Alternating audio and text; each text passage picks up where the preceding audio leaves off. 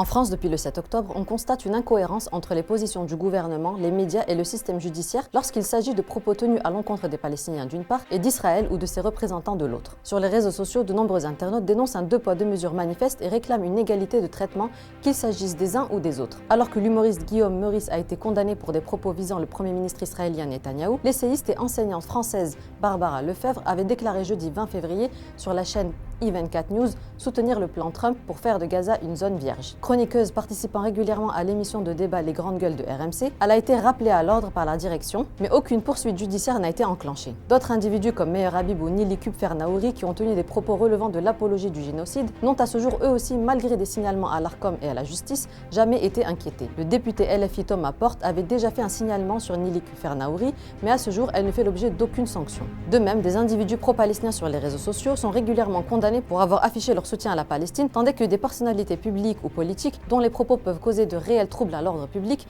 continuent d'être invités à s'exprimer dans les médias mainstream, suivis par des millions de téléspectateurs. Même constat en ce qui concerne les décisions de justice. Alors qu'un sexagénaire avait été condamné à 18 mois de prison ferme pour des tags antisémites, un individu qui a été condamné pour avoir déposé une bombe sur un lieu public n'a écopé que de 8 mois de sursis. C'est aussi le cas de l'eurodéputé juriste Rima Hassan, qui est actuellement dans le viseur des autorités pour un tweet, accusant une entreprise de vendre des armes à Israël, alors que c'est l'entreprise même qui devrait faire l'objet de sanctions. Tous ces exemples démontrent une différence de traitement manifeste selon que la personne concernée défend les droits des Palestiniens ou la politique génocidaire d'Israël. Alors, pourquoi en France aujourd'hui ces individus bénéficient-ils d'une apparente indulgence politique, médiatique et judiciaire alors qu'ils enfreignent la loi? Cette situation traduit un soutien manifeste du gouvernement d'extrême droite de Netanyahou, désormais appuyé par l'extrême droite française, qui a renforcé son influence au sein du gouvernement, des médias et du système judiciaire français. À ce propos, ce sont ces mêmes qui aujourd'hui adoptent le même deux poids deux mesures et multiplient les provocations à l'encontre de l'Algérie et de ses ressortissants. Alors que l'influenceur algérien Zazou Youssef a été condamné à 18 mois de prison sur la base d'une vidéo montée de toutes pièces,